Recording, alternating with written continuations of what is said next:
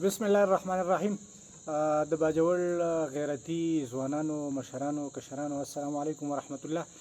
څنګه چې ستاسو په علم کې ده چې سبا د ټول باجوړ ولس او د ټول سیاسي مشرانو او دغه شانتي قومي مشرانو په مشترکه توګه سبا په 14 تاریخ په ورځ د اتوار سحر 8:30 بجې د سټیډیم مخې ته په مین روډ باندې د امن پاسون تابعه کړې ده.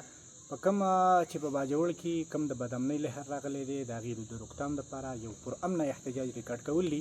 په دغه سلسله کې څومره تیارانې چې دي څومره انتظامات چې دي الحمدلله هغه ټول مکمل شوي دي. صرف د باجوړ له قوم د مشرانو د کشرانو سپیشلی د ځوانانو د راتګ ډېر دی.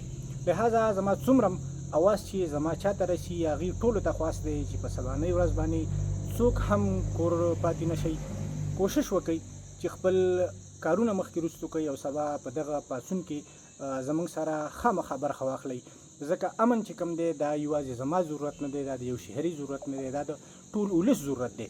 نو لهذا تر څو پورې چې موږ راپاڅېدلي نه یو، موږ مزاحمت نه یې کړی، موږ غوښتنه نه یې کړي د دغه ریاستي ادارو نه تر هغه پورې دغه شانتې د امن بحالېږي نو انشاءالله سبا زما امید دی د ټول باجوړ د ولس نه او سپیشلی د ځوانانو نه چې په دغه کې به په کثیر تعداد سره موږ او تاسو مشترکه ګډون کوو.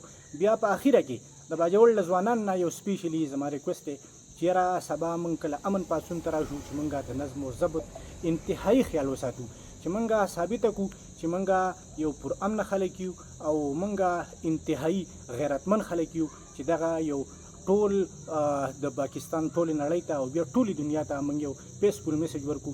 زما امید دی چې سبا به سهار 8:30 بجې د سټیډیم مخې ته ټول ځوانان راجمع کیږي او د باجوړ د تاریخ کې به یو تاریخي امن پاڅون انشاءالله هغه سر ته پای رسي. نو ډیره مننه، ډیره شکریه. انشاءالله سبا به سهار 9 بجې د سټیډیم مخې ته موږ به ستاسو په انتظار یو. جزاک الله خیر.